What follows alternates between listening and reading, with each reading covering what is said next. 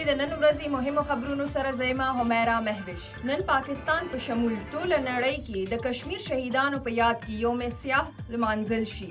دا ورځ د کال 1940 کې د هغه پیښې یاد تازه کوي کله چې هندو ډلو او ډوګرا فوج بې ګناه کشمیري مسلمانان شهیدان کړي وو. کرک کې سکیورټي فورسز د ټارګټډ آپریشن دوران د قلعدم تنظیم مطلوبه کمانډر نثار حکیم وژلی دی. د پیښور احتساب عدالتونو اپر کوهستان میگا کرپشن کیس کې نیول شوي 8 ملزمان د 14 ورځو په عدالتي ریمانډ جیل ته لیږلي دي.